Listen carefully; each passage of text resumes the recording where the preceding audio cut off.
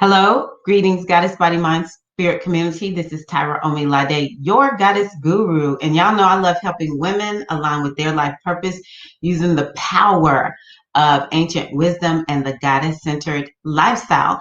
Today, I have a special guest on. He is my brother, Baba Oso. We are from the same spiritual family. And I wanted to have him come on and have a conversation about what we have seen come out about Bill Cosby, not for or against Bill Cosby. We align with the victims. We honor, that they have a voice and they deserve justice, that they have been wounded. And this is completely wrong. We are not in any way really picking any sides to really discuss. It is that I watched what happened when it was revealed that Bill Cosby, the whole verdict has been overturned. He's been released, and it was, something about the law and how it shook down with his case. But it was just really fascinating watching the community respond to what has happened. Now, I came on and looked at his astrology, and I could see clearly that I could see how this was a possibility that it could happen for him. Doesn't mean that people who have been victimized by Bill Cosby are happy, but I could see how this could happen. I could see how the people who understood the legality of what was wrong with this were saying legally this is wrong. But what I couldn't understand was why is there it looks like it's fracturing the community to a certain degree. And so I contacted my brother, Baba Oso. He's an initiated priest into the ancient spiritual tradition, Ifa. He's an Orisha priest of Obatala. And because he's very measured, and I noticed that he really appreciates women. He appreciates having healthy relationships. And he's real level-headed, just like Obatala. And so I was like, I want to hear what you have to say. He took the time to record a video for me. I was blown away because, like I said, I don't know history. I'm not deep into Bill Cosby like that. I never really took a position about him going to prison because I could not hear what was really going on for all of the emotion that was going down, that was high during just the whole time that he was convicted and, on trial, and just during that whole time, I could not understand what was really going on. So I was blown away by what my brother priest had to say, and I asked him to come on and talk about it today. So I'm so excited to present to you all my friend, my brother, Baba Oso. How are you today? Peace, mama. Peace. Peace. Yeah, how are you? I'm good. It's good to Good. see you. How's life Good. treating you? Life is good. Just Oh, enjoying every moment. That's it. good. You look real good. You look real Thank good. you. You do as well. Thank you. Thank you. So I do want to just introduce you a little bit Mhm. to the community. I have mostly women watching. Occasionally, there are some brothers that watch too, but I know that they would like to know a little bit more about, this is a spiritual channel, so maybe a little Right. bit about you as a Baba, something about, what are you interested in? What are some of your hobbies, Mhm. interests, different things like that. Sure. So go ahead. So I think the best way to do it is to kind of talk about my journey, right? So my journey to priesthood, I guess, is the best way to Yeah. put it, right? So like most people, I grew up in Kentucky, right? So I grew up in a country boy in an urban sort of setting, right? So, Hmm. realizing at a very young age, I'm one of seven, six or seven, depending on how you look at it. So, I was always one that was taking space, right? Whether it was for the attention of my mom or for the attention of my father, or when those folks weren't around, the attention of my older sister, who is now an Hmm. ancestor, right? Hmm. So, seeking attention from these folks and seeking wisdom, right? So I remember my earliest memory of becoming conscious or becoming aware that I was this soul inside of a little body. Wow. I was about 5 or 6 years old, and my older brother, who was always gifted athletically and strong and just, had zeal and stamina and could fight and could do all these things. He was my hero, right, growing up. And I remember being in our backyard, and he had the ability to climb trees like nobody's business because he was so strong, right? And I couldn't. I was limited. And so we had two trees in our backyard. So they were both huge and close to each other. There was about 15 feet separating the two. And his tree was the climbing tree. So I could only climb up maybe, 2 or 3 limbs in his tree. My tree was the sitting tree, right? So it was like a willow tree. So it had like a hollowed bottom to it. And the limbs shot straight up, but you had a place where you could sit. So I remember my second youngest sister being brought home from the hospital and me sitting in that tree saying, man, these kids keep coming. Like, when is it going to be my time, right? All these kids keep coming. Like, I I love need some it. attention, right? And I was like, man, I can't climb trees like my brother. My cousins are all big. I was the runt of the litter. And now Oh, I got two little sisters. They're going to get all the attention. And so I remember sitting in the bottom of this tree saying, what is my purpose? Why am I supposed to be here? Like, what am I supposed to do now? Right. mm, So that was the first, I guess, the first sort of spiritual connection that I made as a child that I remember. Right. mm, And so I'm of the belief that all children are fresh from the spirit realm. So they're intricately, mhm, intricately connected. mhm. But that was my first memory Wow. of really contemplating my existence, my purpose, and how I fit in through this huge family with Wow. all these kids and all these people. Where was my place? Right. Okay. So that's kind of where I began. I went through, elementary school and high school and did the standard sort of stuff. Excelled at school. I didn't necessarily have to try Mm, very hard. I was blessed in that regard. mm, So my brother and my cousins and all these folks were kind of into the street life. So it was mm. never really my thing, but I played along. so, Okay. Okay. so I was blessed to get out of high school and get a partial scholarship to go to UK, and went to UK and did my time there, and was introduced to a Baba Oso. Uh, Yes. and I was 17 years old. And he Mm. came in to speak to a group of incoming freshmen. I was a part of that class. And that day changed my life like that. You Wow. I know, never knew this story. yeah, yeah. He came in with, back then we had overhead projectors, right? Oh, I'm dating myself. So we had overhead projectors. So he had all these things, these pictures and whatnot that he's putting on this overhead projector. And we're looking at, looking at and listening to stories of our ancestors, stories of the spiritual tradition as, Baba was kind of just pouring this out to us. And for a young mind like mine, I was like always interested in, who I was, where I fit in, right, in the mm, tapestry of humanity. mm. And he just kind of had the ability to kind of tap into your soul, to kind of tap you on your shoulder and say, this is you right here. And without saying it, it wasn't overt. It was, he just made so much sense. And that really put me on a spiritual journey, right? And, from that, I learned meditation. I learned transcendental meditation. I learned Reiki. I learned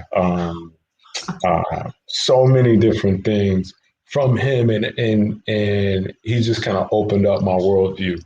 What I forgot to mention as a kid, I did have kung fu instructor or martial arts instructor.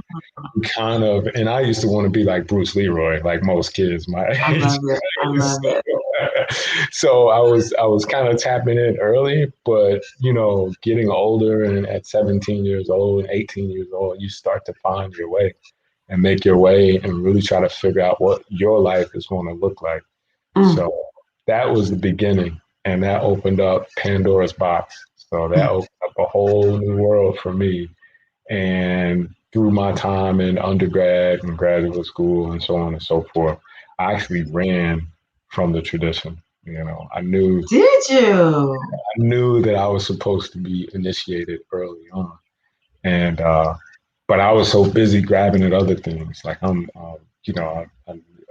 studying the Kemetic Mm, tradition, studying the Muslim faith, the 5%. That just, I mean, you name it, I was reading it. mm, Confucius, Sufism, wow. anything I could get my hands on, I was reading it. And I was just trying to devour it.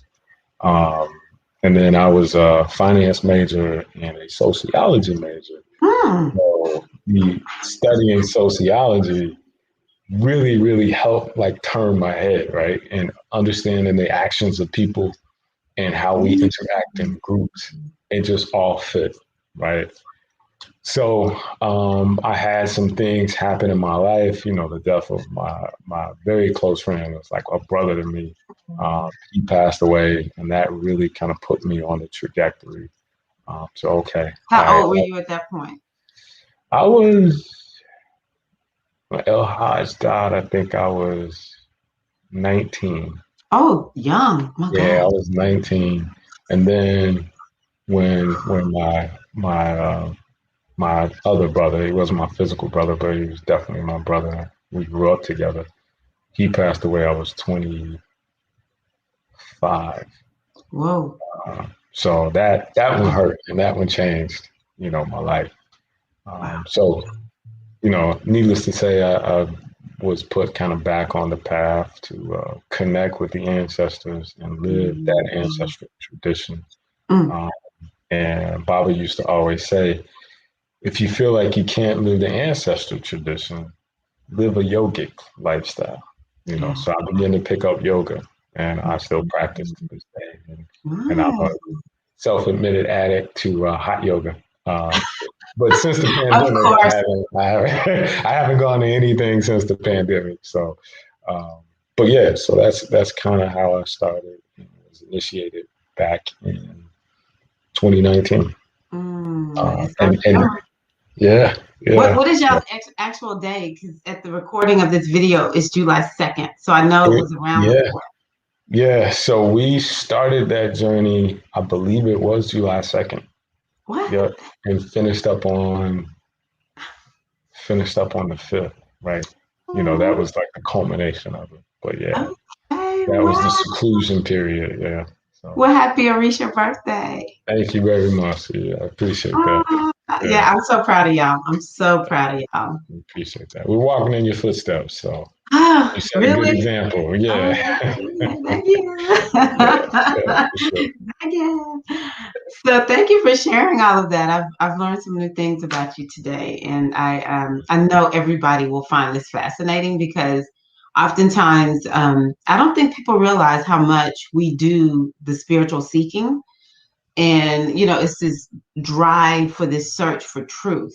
Right. And so I think too, just hearing all of what you've studied and to know what your education is, your educational training is, it probably brings a richness Hmm. to, we bring all of that with us into our priesthood.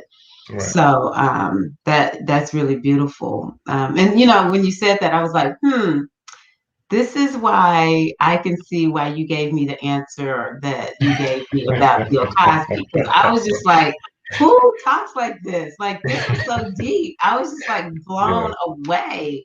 Yeah. Um, so let's go on ahead and start talking about Bill Cosby a little bit. Okay. My position was I really did not know what to think. It was so much emotion during that time. But I was not surprised. to see that Bill Cosby was on trial. I wasn't actually surprised to see that he was convicted because astrologically, there was a planet that was activating, bring up all these issues regarding people who had been sexually, they had sexually violated people. There was sex offenders in some kind of way. Predatory type people were coming up. All these different names that you had mentioned in your response to me. And so none of us in astrology were surprised to see any of this going down. Right. So, but I still didn't really know what to think. I have not thought much about Bill Cosby ever since he's been sent away. And then once he was released the other day, and not even just released, but conviction overturned, it just brought up so much emotion and, from various sides. And what I decided was, let me just listen to this attorney, and she helped me to understand how the conviction got overturned. But I actually kind of fell into a little bit of a slump until I heard from you, because I was like, I just feel like this is like something is off. I can't quite figure out what it is, because this conversation is not balanced. Those of us who support the women are feeling hurt and feeling like, when are we going to get our day? When are we going to be protected? And then the ones who felt like, and this is what I was sort of like, I really want to make sure I listen to, it was in particular Black men that I was like, these brothers are seeing something that I don't see, just like they can't see from the woman's perspective. A lot of times it's something that we just viscerally get, especially women who've experienced sexual assault or something like that, rape, all these kinds of, sexual misconduct type things we experience. It's like, if people haven't been down that path, they can't understand it. And so I just felt like with Bill Cosby and so many Black men, now it was a lot of Black men who were like, no, he was just wrong. Like, for real, he was wrong. I couldn't get it. Right. So, but I wanted to, kind of, that's why I asked you, tell me what you think. So let's start on the journey of Baba Oso's description.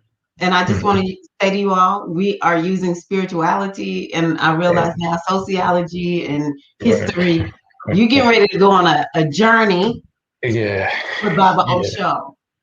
Take it away, Baba Oso. I appreciate the introduction and kind of prefacing it. It is a very, very layered and tense, and it is a powder keg. It is very emblematic of our women's journey in this country. So let's start there. So since our women have arrived in this country as chattel, their bodies did not belong to them anymore. And us as Black men or African men, before we even knew we were Black, right? We were, Fulani, we were Akan, we were all these different nations, right? So we did not have the ability to protect our women. So a lot of this, what we see that happens in our own community, is part Stockholm Syndrome, right? And it is part that predatory mentality to our own women is the self-hate that was kind of inflicted on us. Right? By no means does that excuse the behavior, because it's layered with, the inherent patriarchy of Western society, right? What's Stockholm Syndrome? I'm sorry, I should know this, I'm sure, but... No, Stockholm Syndrome it was classified as the ability, it was classified as the mental condition of loving your captor. Oh, gotcha. Yes. Okay. Right. So your abuser, you begin to justify it in your head and begin to love your abuser. Right. And it starts out with sympathy, Mm. right? Like, oh man, this person is really messed up. That's why they do this. So it starts out as sympathy and empathy. But then what happens is you begin to understand it, and that's the slippery slope Yeah. with Cosby, right? We all know he grew up, and just to give you a quick history of Okay. him, he grew up in the projects in Philadelphia, right? So we're talking early 1930s, 40s, right? Grew up very poor, very humble beginnings. Made his escape via a track scholarship and went to the Navy, right? Right. So in some ways, his life aligned a little bit with the character that he played, right? But we'll get into a little bit more of that later. But just the history of how he came up, right? And then we know all about the misogyny that happens in the military. And during the time he was there, they didn't have women in the military, right? Right. Not on a wholesale sort of capacity, right?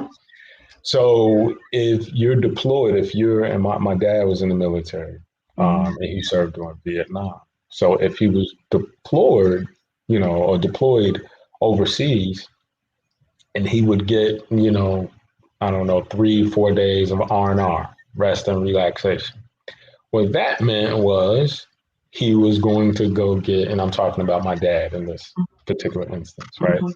And then people of that era. So R&R meant you were going to go smoke some weed, right? Okay. You were going to go have some beers, Okay. and you were going to find a sex worker and have sex. Oh, wow. That's just that is in wartime, that was their escape, right? There were all sorts of exploitative things and all sorts of horrific trafficking, and we got to look at us as Africans in America. We are victims of this human trafficking, probably the largest human trafficking operation in the history of the world, right? So we got to all look at each other and our condition that we find ourselves in now. We all have some sort of form of mental illness, and that's just the truth, right? Yeah, I really believe that. Yeah, we do. Unless we come out of it. Exactly. So it takes a lot of therapy, right? Because they didn't give us therapists after, we were emancipated, right? They didn't come back and check on our mental health to make sure that anything was good or functioning or whatever. So we gave dysfunction normacy, right? So think about this as it relates to us and our enslavement and our parents. We were bred. Yeah. So there was a disconnect, right? So when they had breeding farms of us, just like they breed horses or pigs or cows or whatever, they found the biggest, the strongest man and put them with the biggest, the strongest woman. And it doesn't matter if that woman was your sister, your aunt, your mom, your daughter. It didn't matter. You could not say no. And oftentimes, there are stories of these enslavers putting bags over the faces of the man, so you didn't know who you were impregnating. So think about that psychologically, right? And how there's something called epigenetics, right? And the theory of epigenetics is that what your ancestors have gone through is passed down through genetic memory, right? You may not have gone through that, but you feel the pain of what they've gone through. And there are certain things that trigger you, right, to relive that horror, right? So I think that's emblematic of what's happening in this whole Cosby situation. Okay, so he's not the only one, right? He's not the only predator, right? We can look in our families and find everybody's got that uncle, right? Some people have an aunt that is a predator, right? But at the root of this, they have been victimized themselves, right? So oftentimes when people are abused, they go 3 different ways, right? Either they become the abuser, or they continue to get abused and find themselves in more hurtful and harmful relationships, Mm-hmm. or they self-sabotage and become hermits, right? Mm-hmm. Either they can't cope with interpersonal interactions, right? Or they have enough consciousness to say, I don't need to be around people because I'm going to act out Mm-hmm. what was done and inflicted on me, Yeah. right?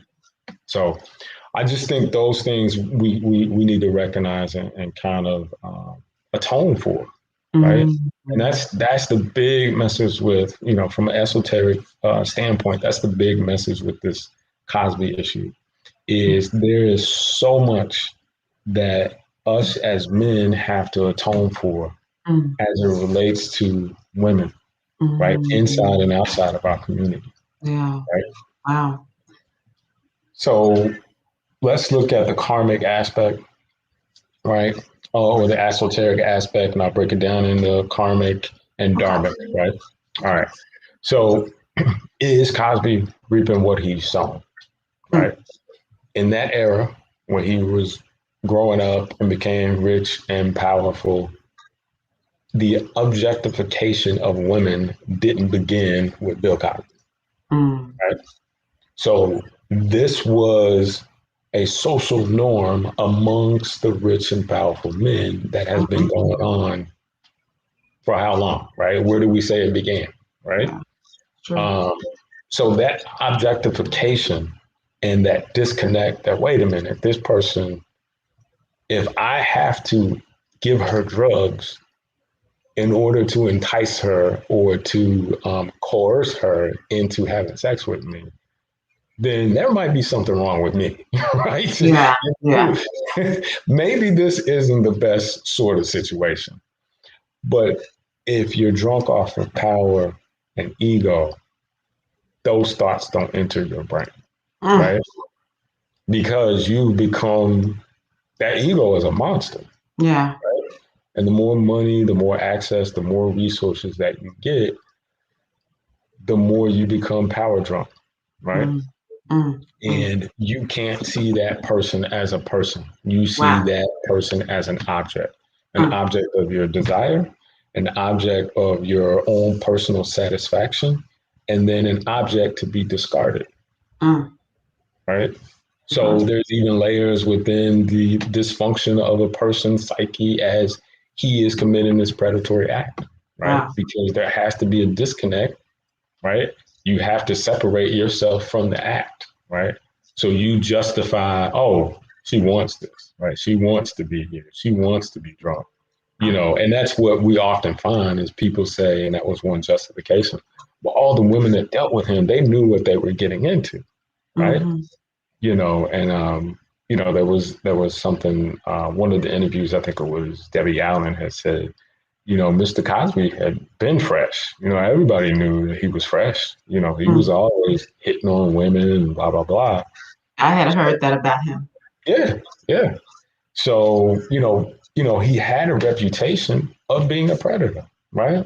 Mm-hmm. Just like R. Kelly had the reputation of being a predator. Just like Mm. Harvey Weinstein had a Mm. reputation of being a predator. Donald Trump, Matt Lauer, Charlie Rose. The list goes on and on and on. But Mm. these people, the spotlight has been on Cosby so much here lately because this is his karma, right? Mm. When This you is say this is his karma, what do you mean? this is this him being publicly humiliated, right? Having to pay out money via civil suits and having to actually go to jail as a feeble old man that can't defend himself, right? Physically. He was at his most vulnerable state Can't physically. even see. Mm-hmm.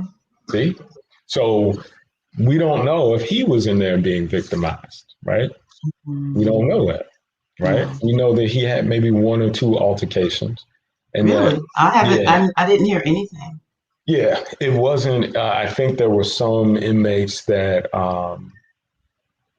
because if you go in for rape or child molestation, 9 times out of 10, other prisoners that are hardened criminals, Mm-hmm. they don't cut you any slack. Okay. You're not viewed as a hero. You know, Okay. a child molester in the penitentiary is the worst Yeah, type I've of heard of person in that. the penitentiary, Yeah. right? So some of the inmates have the mentality is, okay, that's what you did outside, well, we're gonna do that to you inside, right? Mm, okay. So, you know, it doesn't, I'm not saying that that is justice. It Mm-hmm. perpetuates the victimization, Mm-hmm. but inside the penitentiary behind the wall, that is what they consider karma or justice, right? So we don't know if he was victimized in it, but we know that he was kind of protected, right? Because of perceived threats, right? And Mm. again, he was at his most, he's 80 years old, he's half blind. That is the most vulnerable that a man can be, right? So you're Because, saying the karma is, we know what he did happened, mm-hmm, and yeah, he may have been released early, mm-hmm, but right, karma, he karma, went right, yeah, vulnerable, yeah, old man. Okay. right, yeah, yeah. So that whole thing plays a part, right? And I think him, you know, he should have, according to the legal experts, he should have never went to jail.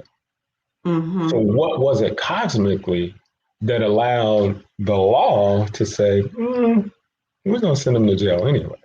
Wow, that's deep. Okay. So the man's law doesn't supersede karmic law. Mm, So that's a I good think point. that's what we saw play out in this scenario. Interesting. Now, yeah. So now what I think, you know, is going to happen, and this kind of ties into karma too, I think he'll be able to sue, right? Mm-hmm. I don't think, sis, and I kind of expressed this in the other video, I don't think he'll be around for another year or 2 years. I don't see that Mm. happening.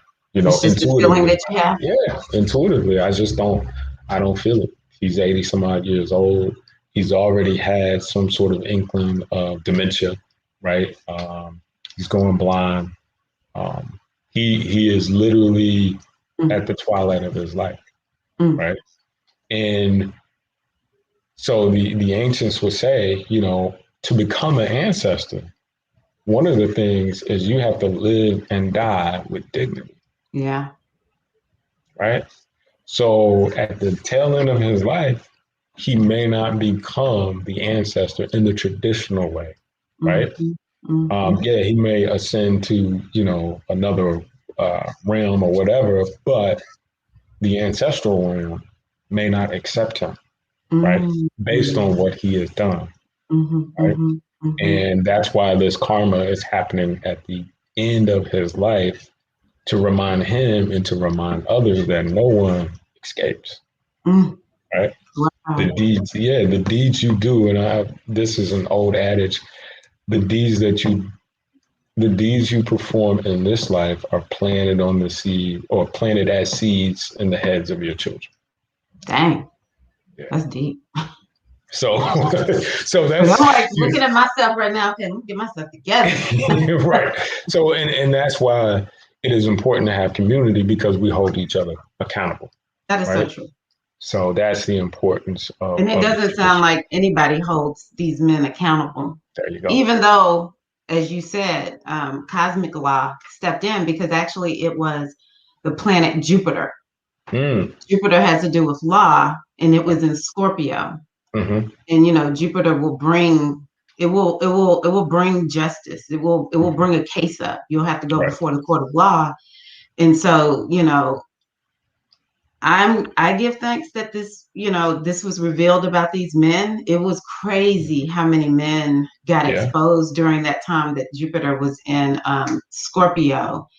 Um, Even though, we know that, like you said, this has been going on for so long. This is not over. Right. And of course, this is just the United States. Oh my Right. gosh. We think about Right. other women around the world that have less, even, they don't even have a chance of Right. having vindication whatsoever. But the other thing I was going to say too, that I thought about when you talked about not knowing how long he's going to be around. Mm-hmm. When I was looking at his chart on my other live stream, I actually got a little bit shocked. I was like, I know a lot of people are happy that he's out. Mm-hmm. And I know a lot of people, are like really upset. But people need to know this. Mm-hmm. It's going to be a hard year. He's about to have a birthday. That I didn't break that the birthday chart is what I call it, the solar return chart. I did not break that chart down because I'm like, I really don't want to be predicting stuff about his life too much. But one of the things that I saw is that his sun, the sun in his birthday chart is in the 12th house. Mm. And the 12th house has to do with hospitals, it has to do with prisons.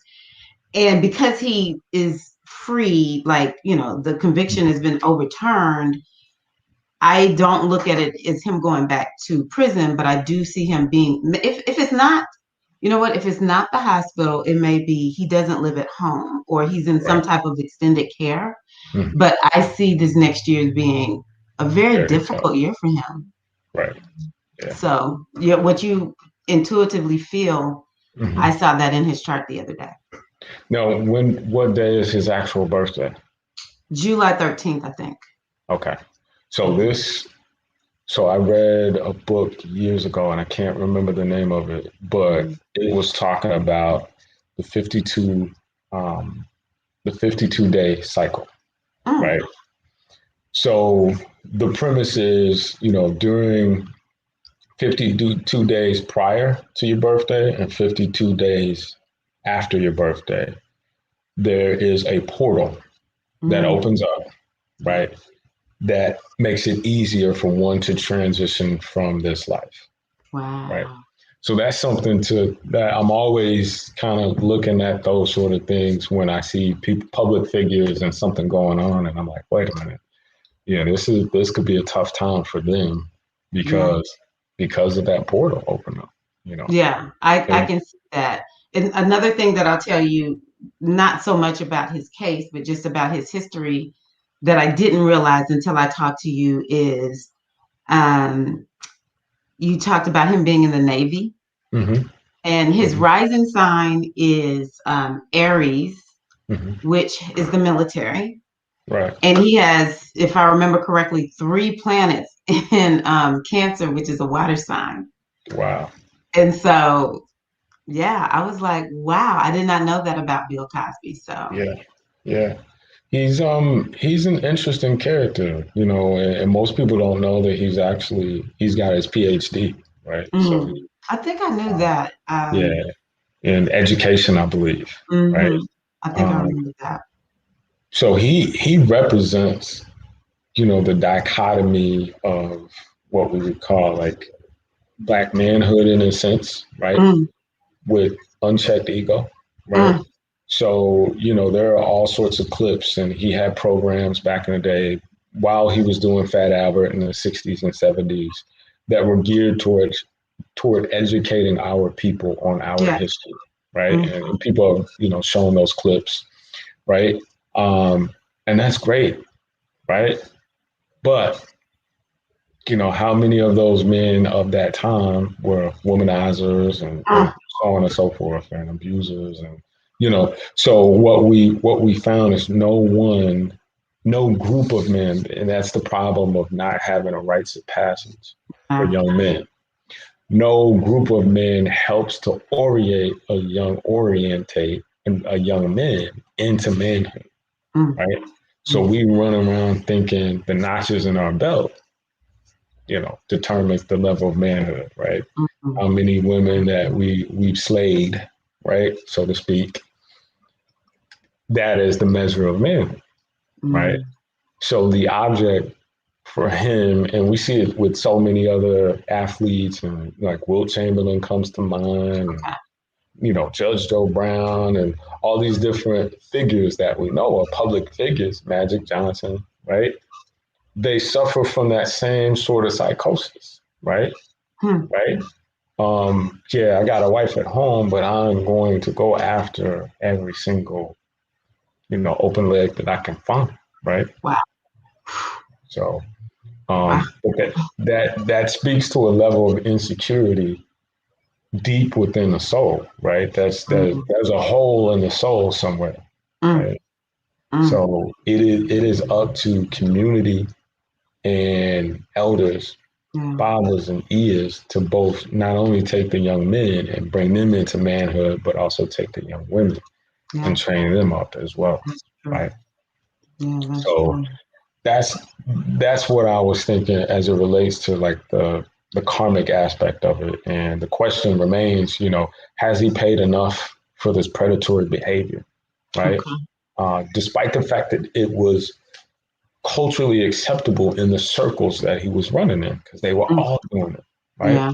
And Mm. I think back in our days, right? So we had Freaknik, right? Or Freaknik or Oh, whatever it's called. You remember those days where it was just wild, right? yeah. And you go back and think about it now, and there were so many men that were and young boys that were grabbing women, touching women, and doing inappropriate things, right? Which is definitely a violation.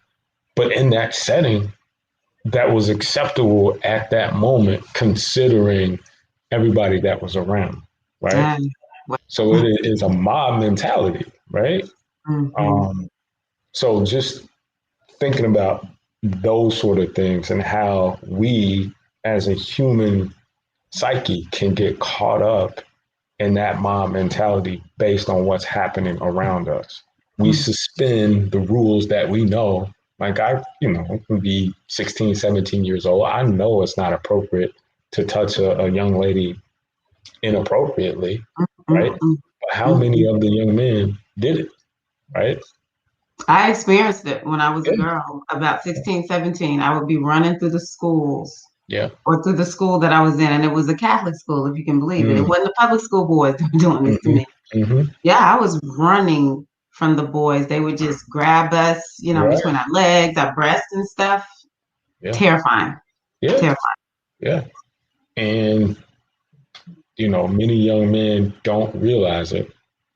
Um, but like that's the benefit of growing up with four sisters, right? And growing up with, you know, a bunch of nieces and, a bunch of girl cousins, right? And having a big family, right? So look, it finally paid off. Right, right. But it is like I would kill somebody if they did that to my sister, Mm, if they did mm, that to my niece, if mm, they did that to my cousin, right? mm. Yeah. So how can I be ready to kill somebody if they violated my niece, my cousin, my sister, and then I would turn around and do it to somebody else's niece, cousin, or sister? That there's something going on in here, right? If that was the Talk case. about what you mentioned though. He had that many daughters, one son, hmm and So he still did this. yeah, so according to what I know, there's at least two daughters, right? And there was one daughter that apparently happened out of wedlock, right? That came to fruition or came to light around 1999, maybe 2000. It was him and a daughter of Jesse Jackson that happened out of wedlock that came to the forefront, and I think they did some reporting with or did a story with like CNN or somebody like that, or the New York Times. So it was big news at the time. Um, and then his son, and this is where people kind of get wrapped up, and we talked about people thinking that he was railroaded by these charges because he was trying to buy NBC, right? Well, he was trying to buy NBC back in 92, 93. And what could put the kibosh on that is he had one son, Ennis Cosby, who was killed on the side of the road, who was supposedly changing a flat tire on Yes, his I brand remember that. I new was at Benz. filming when he was Right, right. So you know, he was shot in the head, execution style, on the side of the road. Right now, after that happened, the talk about purchasing NBC with a group led by Bill Cosby stopped altogether, okay. right? Because he had gotten a group of people together, and it was supposed to be Oprah and a couple other people. I think Reginald, I want to say his name was Reginald Lewis, but he was like one of the first black billionaires who owned a food company. Um, were trying to get together at that time and make this purchase. My But God. once Enos was murdered, and that all stopped. So I think it's interesting that that gets brought up again as if that happened 2 years ago, meaning his wanting to purchase, the network. And so that somewhere in there, I don't know if people were too young to remember that that happened way back in the 90s, almost 30 some odd years ago, or if it's the Mandela effect. Right. Mm. So people remembering things that happened in different decades, right? As So when he was under, under fire and going through the trial and everything, people were saying it was related to him wanting to.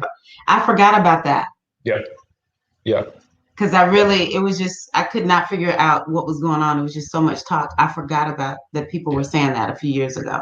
yeah, yeah. So there's other conspiracy theories out there, and some can be verified. He's one of the largest Black landowners, he and his wife, in Massachusetts, I believe, as well as Pennsylvania. And Mhm. the land that they own apparently has oil and natural gas underneath. Right, it's supposed to be one of the largest deposits in the Northeast. So I don't know how true that is. I don't own an oil and gas exploration company, but that's supposed to be one of the things, right? Okay. So again, the karmic aspect of it, and then if we talk about the dharmic aspect of it, right? What is in dharma just simply means what is the purpose, right? What is his purpose, right? So Overall, just general overall, purpose. right? Okay. So overall, his purpose, um, his occupation was a stand-up comedian, right? Mm-hmm. And in the African tradition, he would be considered a jolly, right? Or a Mm-hmm. truth teller, right? Mm-hmm. Similar to, the Greek griot, right? Okay. So someone who tells the community stories with the overall implication being that people derive some sort of goodness from the stories that he tells, right? Okay. So his purpose was to make us think, right? Mm-hmm. Now his audience wasn't white people, right? It was us, right? So him really honing in on fatherhood, right? Mm-hmm. In his comedic bits, it was largely about family, right? Yeah. And that's kind of what segued him. And he was a clean comic, right? He didn't curse. Mm-hmm. He Mm-hmm. was using his mind Yeah. and a brilliant mind, Yeah. right? At Mm-hmm. certain points. But that segued him into becoming Heathcliff Huxtable, right? In the Mm. Cosby Show, right? So we got the Jolly, who's the traditional storyteller, the truth teller, that is empowering people by making them think, right, about different realities, right? Or the construct, two different constructs, what is, what could be, and then what the audience thought, right? Mm. Those Mm. possibilities. So those synapses and synchronicities happening is what makes comedians or jollies like Dave Chappelle so impactful to a community, right? Mm. Because he brings up things in a very simplistic Yeah. yet hilarious manner, yet very serious manner. Mm. And he can navigate, it's alchemy the way he navigates all three of those worlds, right? So, and Cosby was of that ilk. So was Dick Gregory, so was Paul Mooney. So was so many other great ones, Lenny Yeah. Bruce, the whole nine. Um, so it is part of his purpose was to be that. And he transitioned from that stand-up comedian into television. We know he did the Mod Squad in the 60s and he did Uptown Saturday Night in the Yeah. 70s, right? But that didn't make him a household name. What made him a household name was the Cosby Show, right? Mm. And so what was that? The crux of what that was is he shaped the image of Black America, or Mm. what a Black American man was, what a Black American family was. And he had the ability. I remember watching an interview and him talking about the success of the show early on in the 80s, right? And talking about at the inception of the show, Heathcliff Huxtable, which was the character that he played, was supposed to be a plumber, right? And then he made the decision, no, let's not do that. Let's imagine something different, right? You know, what the world has never seen on a wholesale was Black people with upward mobility, with sophistication, with, you know, graduate degrees and having a legacy. So what was important is not only did Heathcliff Huxtable go to college, his children went to college, all of them, and then his parents, right? So we're talking about legacy, right? That's Right? true. So the legacy of an historically Black college and institution was never put on the forefront. It was never in the purview of the multimedia or the population as a That is whole, so true. right? So if for me, I know for me, it shaped me. I wanted to be a doctor, right? Off of what I seen on the Cosby Show. I wanted to go to a HBCU, right? Off of what I saw of the different world in the Cosby Show, I love right? it. You know, and you know, my sisters and I were first generation college, you know, Same with graduates. my family. I'm first generation. Yeah, so that was a huge deal for us because we saw it, right? And for so many people, and I told the story before, you know, I had a buddy when I was in college and undergrad and I was working at a bank. He was from Pikeville, Kentucky, right? So population there were no Black people in Pikeville, Kentucky, right? It was purely white. It's in Appalachia. And he told me with his own mouth, he said, Don, he said, the first Black girl that I ever saw was Rudy Huxtable. That's deep. Rudy Huxtable. Wow. And he said there were no Black people in his town, you Wow. know, and that shaped his perception of Black people because he said we watched the Cosby Show like the Wonder Years or anything else. It was a staple. Mm, So that is a powerful thing that he was able to accomplish along with the other cast members, right? He was able to accomplish setting some sort of perception of what a Black man, a Black father, and a Black family that had legacy, had upward mobility, had sophistication, had style, had class, and had problems, right? So he he served his purpose in that regard. Now the issue is it Bill Cosby or is it Heathcliff Huxtable that everybody loves, right? And so we live in a holographic universe and we can't stress this enough, right? Yeah. So the people, he embedded so much imagery on our minds that it is hard for us to separate the man from the character, you know, the artist from the art, right? And so that's why I think people fight so hard to want him to be, you know, innocent, want him to be freed and feel some sort of commonality with him because they think he has been railroaded. Despite the fact that he's been a known predator and had known predatory behavior, all of that aside, they feel some sort of allegiance to him based on what has been programmed in our perception because we perceived him as Heathcliff Huxtable. That is Right. so true. And if you remember during early 90s, late 80s, he was on Time Magazine, he was on Newsweek, he was on all the major publications, and the signature line read Bill Cosby, America's dad. Right? Dang. Never before. Not Cliff Huxtable, Bill Cosby. Bill Cosby, America's dad, right? And he even wrote a book on fatherhood. Dang. Right? He had a ghostwriter. And this is a funny connection. He had a ghostwriter by the name of Dr. Alvin Poussin, who was also a psychologist. I remember his name. If you remember his name? Mm-hmm. So he was given credit on some of the shows because he was a consultant. Right? Yes, that's probably how I know his name. It's on the show.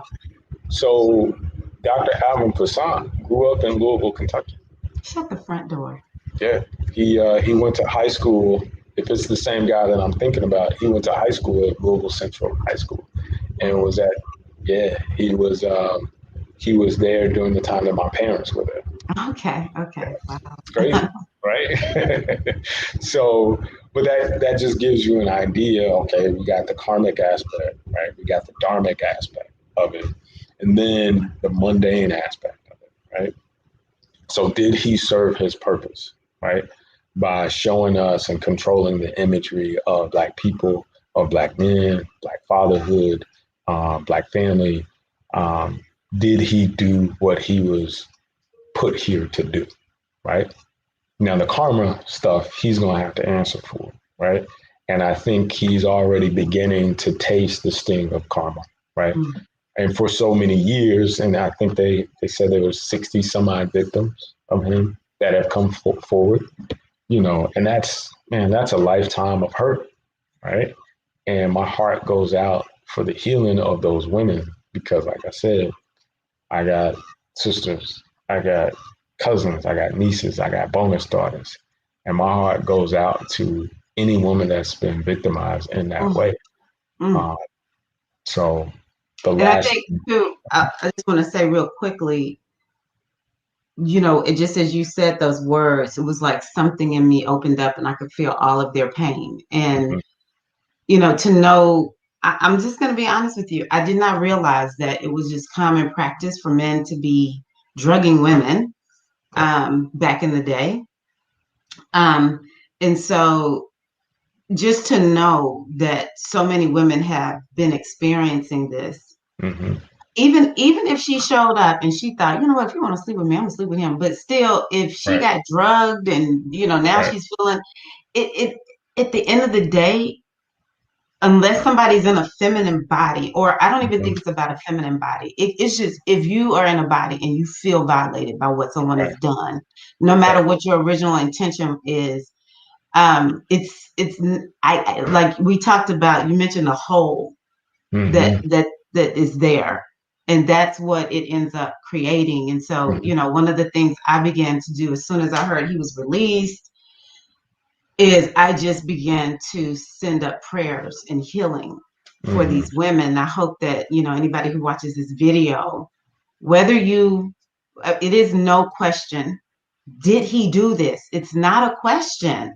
He did this. Right. Absolutely. And so we need to offer healing to these women. Right. But like you're saying, he's, we're wondering, well, not we're wondering, but, we're watching his karma play out somewhat. Right. But I'm sorry, I cut you off. So no, I was just going to say the last. So we looked at the esoteric, we looked at the karma and the dharma.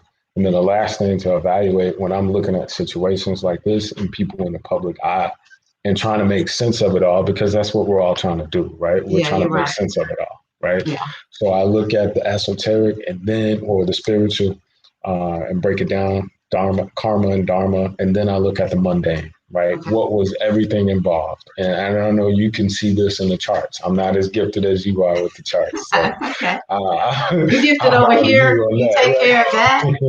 Because I'm not like you. I could not break all this down like this. But the mundane aspect of it is, all right, what was involved, right?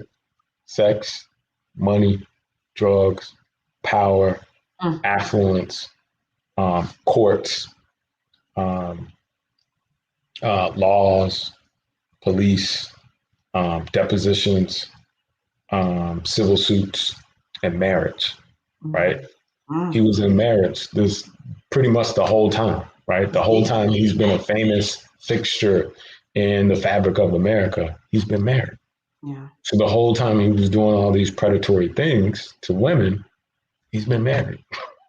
So what sort of trauma is the dear sister Camille? What has she endured throughout all of this, right? Because, I can't imagine being with someone that the entire world has painted as a monster. But you've never seen that side of him because he's never done that to you, right? So all you hear is about this insatiable appetite that he has for other women, no matter the cost or whatever. And you're like, wait a minute, I thought we had a pretty good life. I thought we had a pretty normal life. He's a great father, always talks about responsibility and fatherhood and owning up to your own actions. He's not what everybody is describing. Okay. So what do you believe? Mm. And so my heart and my prayers go out to her as well, because she is just as much a victim in this whole situation as the other women, Mm. right? Because she is the one that has had the mental mind F, if you understand what I'm Yeah. saying. Mm-hmm. All of these years having to deal with this and having to fight her own conscience and probably fight her own intuition. And I know, as well as probably fighting your own conscience and your own intuition will drive you insane, Yeah. It's right? not. And there's nothing more powerful than a woman's intuition. I'm a witness of that. Yeah. And to have her, you know, lose, her only son. And I And heard a then, daughter died too. yeah, Well, I not think heard. so. I read in the like Wikipedia. I Yeah. think they've lost two children. Yeah. Yeah. And so, it's horrible when a parent has to bury children. Yeah. And then, your whole world is rocked. And then having to, the person that you have to lean on as your life partner is feasibly some sort of monster, Yeah. right? Out of Dr. Frankenstein's book, where do you go? Yeah. What do you do? Mm. Right? So again, my heart goes out to her. Um, and my prayers go for her sanity, right? Mm. Because I can only imagine what she's gone through over the years. So, and we don't know if she knew about any of the women Mm-hmm. or she knew about all of them, and they have an open marriage arrangement, right? And we don't know. We Yeah. don't know. Yeah. But those are the sort of things. The mundane aspect of it is like the lowest level. It's like base level, what Okay. we should look at to kind of understand the situation, understanding all the parties involved, with the victims, with him, with TV, with radio, with, comedy, with all this money that has been exchanged. And just think about all the money that he has generated over his 80 years, you know, living on this earth, and all the people that have profited from him, right? And all the people that may have turned a blind eye to everything that he's done. Yeah. Right? It sounds like So, that's a commonplace. I know this is happening in other areas, but for sure, when it comes to Hollywood, I don't know if that's what he yeah, would be considered to be a part of, but yeah, yeah, it sounds like everyone knows what's going on. right. I mean, like you And, said, people just turn a blind eye. right. And you see it with the R. Kelly situation, Mm. right?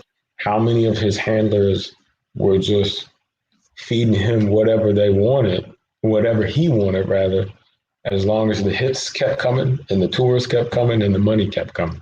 Yeah. Right? Everybody Wow. kept turning a blind eye as long as the cash cow was the cash cow. Mm. And the Cosby situation, I don't know if it's the proximity, but the Cosby situation reminds me so much of the Jerry Sandusky situation that Mm. happened at Penn State University. And I'll just break this down really quickly. The Jerry Sandusky situation, Jerry Sandusky was an assistant coach for the Penn State football team. Yeah. And the coach, the legendary Joe Paterno, who had been at Penn State for 50 years, right? And it was like one of the winningest coaches in all of America. Sandusky had been on the staff for 30 or 40 years. And in that time, he had molested hundreds, if not thousands, of inner city young Black men. Whoa. Okay. Yes. So this is no different from the sex camps that our ancestors had to endure during the same sort of process, right? Okay. Same sort of seasoning, buck breaking process. right? So what was created, and we don't know if it's systematic or not, but we know the result of it is out of the hundreds or thousands of young men that were violated by this one coach at this one university, how many predators were created as a result of what he was allowed to do for 30 to 40 plus years? Did he go down around the same time as Cosby? Yes, I think I remember this. yeah, he might have gone maybe a year or two earlier. Yeah, but around the same time. Because what had happened was, I think Jupiter, like, I don't know if Jupiter went into Scorpio and then came out, but it was like a foreshadowing. Mm-hmm. In Yep. his, because I think his was like around 2017 or something like that. Something like because that. I remember my teacher started talking about how Sandusky was the one that actually kicked this thing off, this astrological event. Sandusky is the one that kicked it off.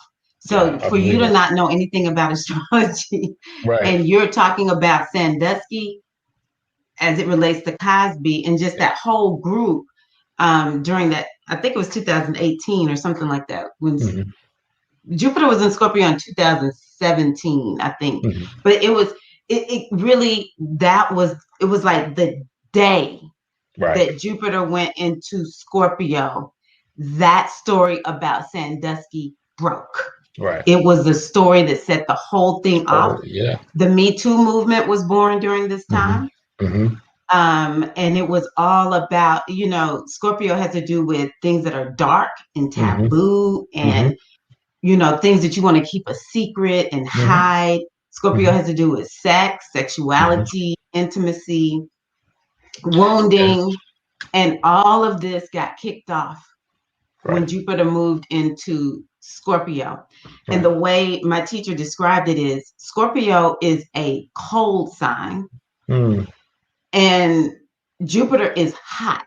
And so Jupiter went in and started just thawing because a lot of times with secrets it's this wall that's built and you can't get through the wall, but Jupiter started melting all of this, and Scorpio has to do with secrets, and so Jupiter started melting all of it, but it was the Sandusky story that was the first one that everyone started talking about. This is crazy. You're right. They're connected. They're definitely are. Did he go to prison? I believe he went to prison. I want to say he committed suicide. Oh, he's gone. Oh, I believe so. I know Paterno, the coach, is gone, but I believe Sandusky committed suicide. I can't. Don't quote me on that. I'll have to look it up. But I'll look it up. Let me see if I can find my phone. But the other thing that Baba Oso that I remember hearing about is, and I think you kind of said something about this in your other video. I remember people saying things like, "Why is Bill Cosby being taken down and other people aren't?" Do you have thoughts about that? Yep.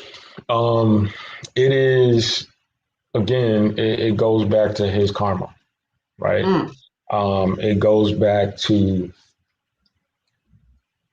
the systemic nature of what was happening, right? And the majority of his victims were not melanated women. Oh. Okay. So again, if we go back and look, that's sad. It's really sad. As a Black woman, that makes me sad to hear. If it had been more Black women, he probably would have suffered less ramifications. That hurts. Exactly. And like I said at the onset, since we have arrived on these shores and interacted in the way that we have with the colonizers, Black women have had zero autonomy over their own bodies. And that's the tragedy of it, right?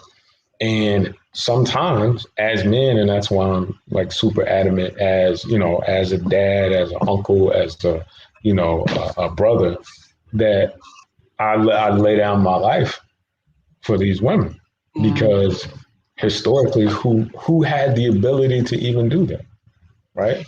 And it's interesting that you say that, because when I saw some of the reaction of some men, I thought to myself, I don't feel safe. Like for these Mm-hmm. men, especially, it wasn't all black men. There's a lot of black men who are Right. like, oh, he was wrong, like for real, Right. like he was wrong. Right. But to see black men so happy that he got free, and it makes me feel unsafe. It Yeah. makes me feel not protected. Even though, I have my husband, Right. Right. I have brothers like you. I Right. feel safe, don't get me wrong. Right. But the feeling that came up in me is, as a black woman, Mm-hmm. this does not feel safe, because Mm-hmm. it's like I'm seeing true colors flying around here. Right. Right. And so, keep keep in mind, and this was a term that I heard another speaker years ago, Bobby Hemmett, say. It's the theory of automaton, right? mhm, It's the theory of people in this life that are not spiritually awakened yeah. and don't have the ability to fight against the demiurge, right?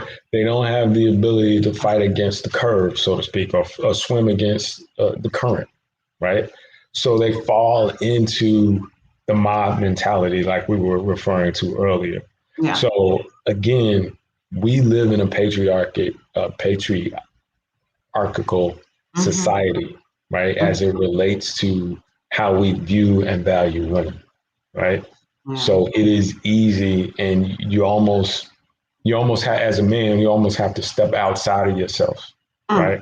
Had I not grown up with all these women around me and having younger sisters and older sisters, right, then I might not have the same perspective, right? I agree. Because the predators of my older sisters, I might not have been big enough to deal with, right? So what could I do as a 6, 7 year old boy, and my sister's 15, and being touched by a 15 to 17 year old? There's nothing I could do physically to handle him, right? Hmm. I could Hmm. throw a bottle, right? I could throw a rock, right? But I could try my damnedest to make something happen. But Yeah. I definitely know that I got to get bigger and stronger to protect my younger sisters, right? Okay.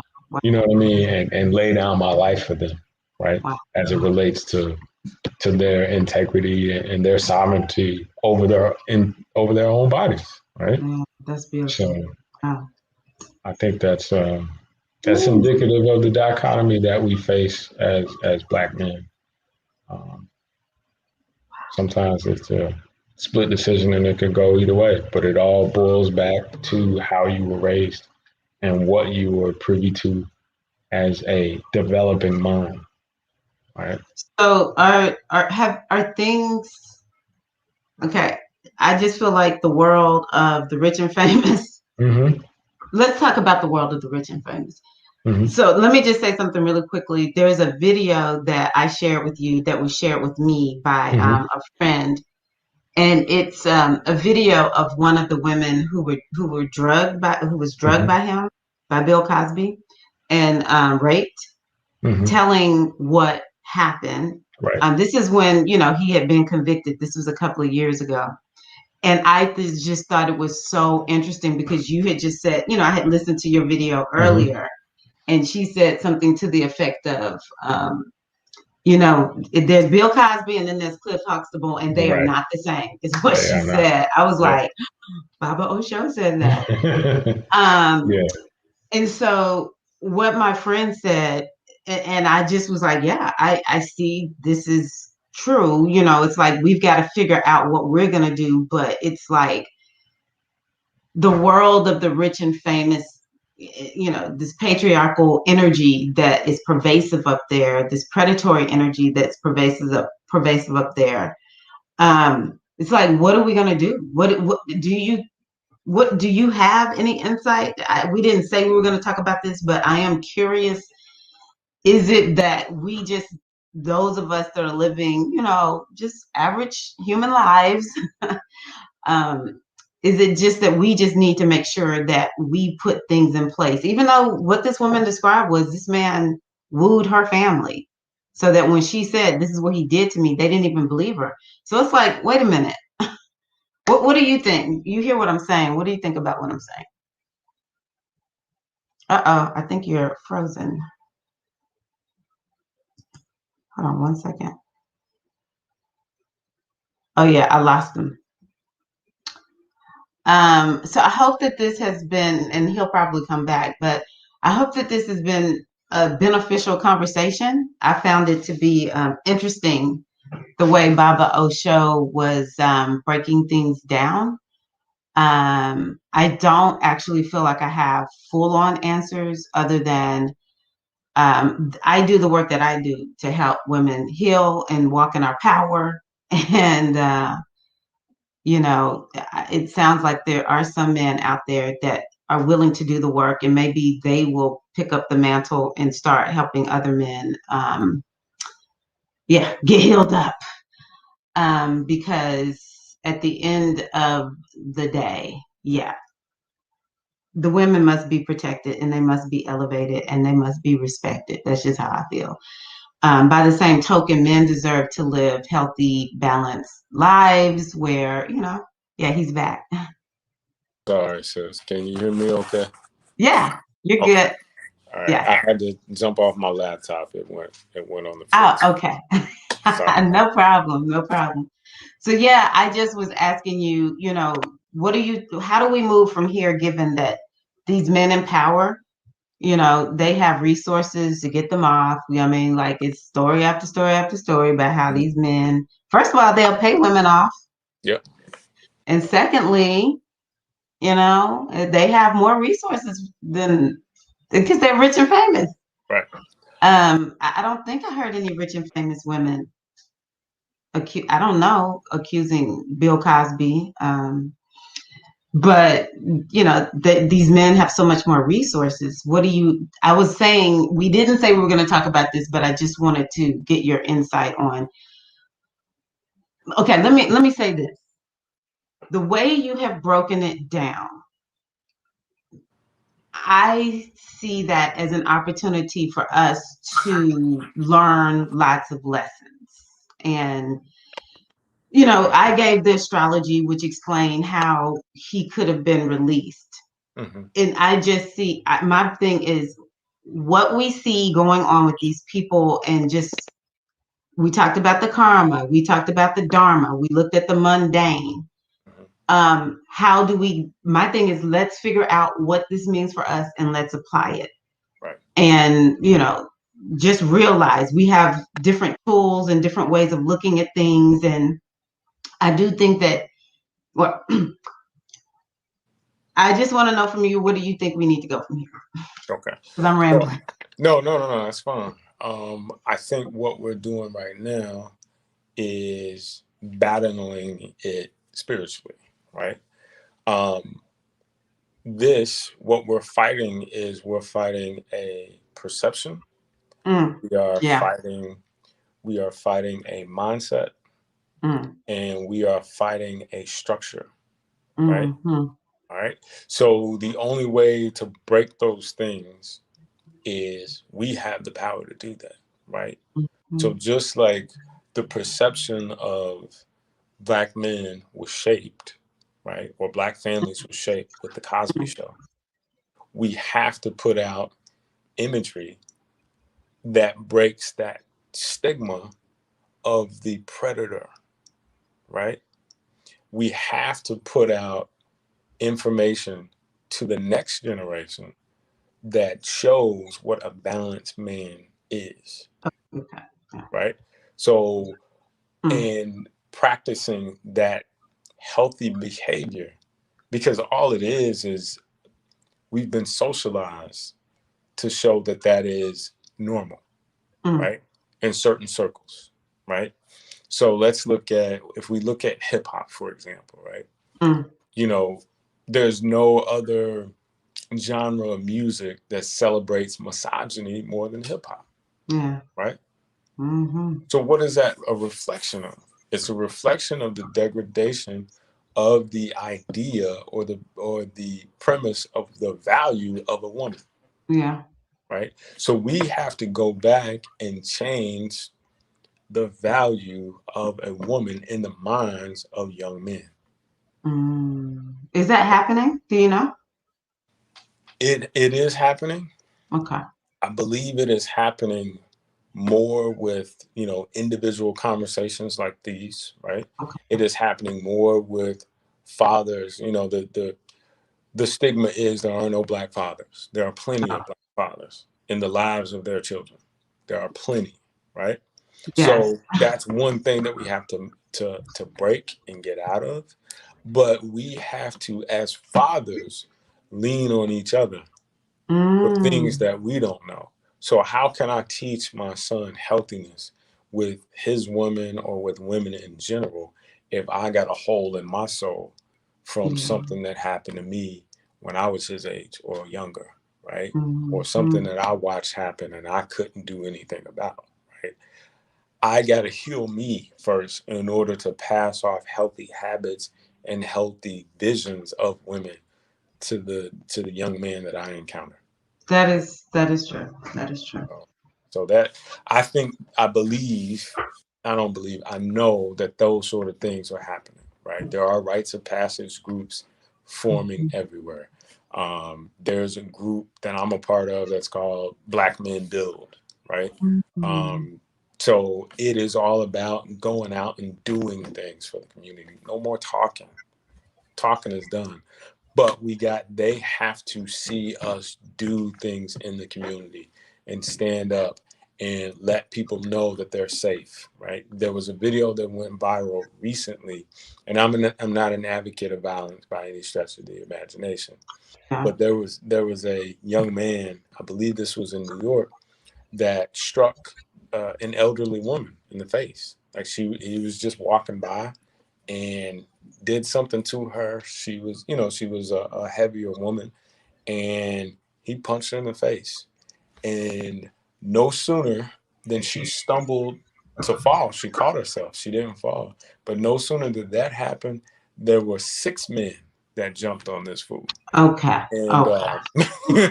you know, I was about to so say. so I think what is happening, and this is probably one of the silver linings that happened in 2020 and the years leading up to that, which, that previous administration, which will remain nameless because the more we Mm. speak of, the more power we give. Whew. But what happened is most of our community began to realize, we might need to start taking care of each other because when the jokes go down, we might be all we got. Yeah. So, I agree. I agree. Even though this Cosby situation oh made yeah, me like, we've regressed. right. But understand that has been his dharma, right? It has Yeah. always been to show both sides and to cause conversation between our Yeah. community. Because if you Huh. remember when the Cosby Show came out, people were like, "Oh man, that's not reality. Black people don't live like that. That's This ain't true. I keeping it forgot about real." that. You know what I mean? And so there was a huge discourse within our community that this was not reality, and That people is were very true. boycotting the Cosby Show because it wasn't based in I forgot. reality. So I was raised in Mississippi, so maybe I didn't catch that. But yeah, yeah, it was. it's interesting. The other thing that I noticed because of this cancer energy that he has, this whole talk of this focus on family, Mm-hmm, it's just like everything that you're talking about. It's so in his chart. mm-hmm. And I'm gonna say one more thing, and then I'll let you go. But you've been talking about karma. Mm-hmm. And yesterday, when I looked at his chart, or whenever it was, when I looked at his chart, um, I saw that he has Saturn in his first house. Mm-hmm. Saturn is the planet of karma. Mm-hmm. And so, that's really interesting Mm-hmm. that you've been using this word karma. He's dealing with this karma. Mm-hmm. The question is like, where is he in this karmic reconciliation? Right, Um, and this planet it's if you have something in your first house, it's very prominent. right, It's very prominent. And so it's the planet of karma. So fascinating. yeah, Fascinating. yeah. Wow. Did you want to say anything before I let you go? The only parting thought I would have is that we have to use this as an example Okay. to not fracture as a community, right? Mm-hmm. Spiritual community or just a community as a whole or humanity as a whole. We have to use this situation as a lesson to propel us and elevate us higher, right? So this should be a lesson. It's like, running out in the street when ongoing traffic is happening, right? If you watch somebody make that mistake and it happens, it's a tragic mistake, you will never do that again because that is imprinted in your psyche, right? That this is wrong. You can't do this and survive.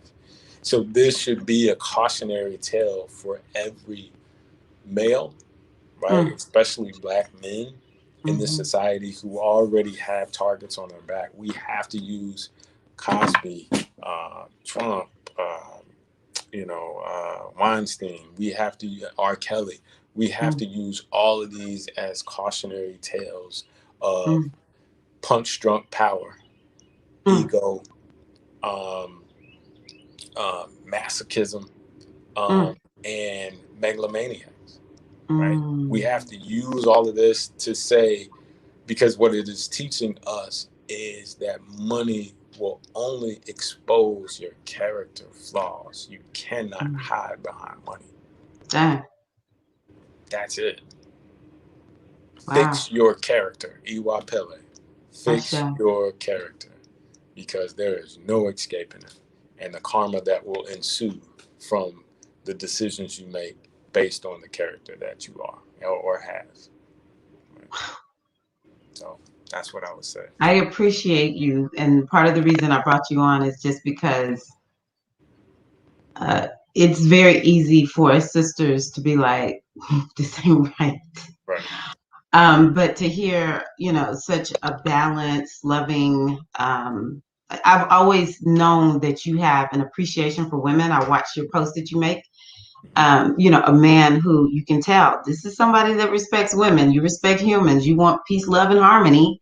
It's good to hear from you so that you can explain, like, what does this really mean for men? Right. And of course, we women, for me, this is about, well, the stats are 1 in 2 of us have experienced some type of sexual assault or rape, whatever, the different categories are. From the, the ones maybe it wasn't like full on rape, but it is definitely an assault. Right. Some of the things that we experience as girls with the cat calls and stuff, that's traumatic. Right. On up to the worst offenses or the more the deeper violations.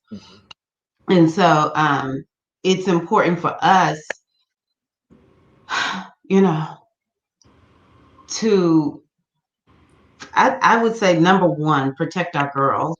Yeah, absolutely. The males, y'all have y'all's part in protecting the girls, and then we have our part. And I tell people all the time, put your daughter in martial arts, at least put her in a self-defense class. Right. But also, just so many women, we have got to do the work to heal the hole that is in us that have experienced these kinds of things, and to, like I said, just do everything we can to not to keep our daughters safe. I'll say it that way. Say it in the positive, the affirmative, to keep our daughters safe, right, and protected. So, wow, Baba, thank you so much for coming on this evening. Thanks, man. I hope you come back. Absolutely. Whenever you call, I'm there. So just okay, good. We'll have to get a regular schedule set up so that you can come on and we can have different spiritual chats. It's good for people to hear someone who has, a different take, even though we're both very spiritual. You bring something that I think is unique, and it just really made me to hear your take on Bill Cosby, the karmic and the dharmic and the mundane. I was like, that gave me a lot to think about, and it helps me to understand so much. So I love how you just can tie things together like that. But yeah, we'll have you back on, and everybody, let us know in the comments what are your thoughts. What have and I really want to know what are your thoughts about what has been shared, because I know there's a lot of people that already have an opinion on this um, particular case, but I would love to know what are your takeaways from this. Even if you disagree, fine, put that in there. We're not asking everybody to agree with us, but we would love to hear from you all, because the thing is, what I wanted to model in this is having this discussion, where we can, just hear different voices and different views in different ways. So let us know. We appreciate you all. And yeah, woo, this was heavy. This is heavy, but I appreciate you, Baba. I really do. Thank you. Yeah, and I appreciate you and the gifts that you bring. Thank you. I appreciate you, brother. And don't log off just yet. Let me end the broadcast and then we'll chat for a few minutes. So thank you, everybody. We appreciate you all, and we'll see you in the next spiritual chat with Baba Oso. All right, y'all take care. Peace.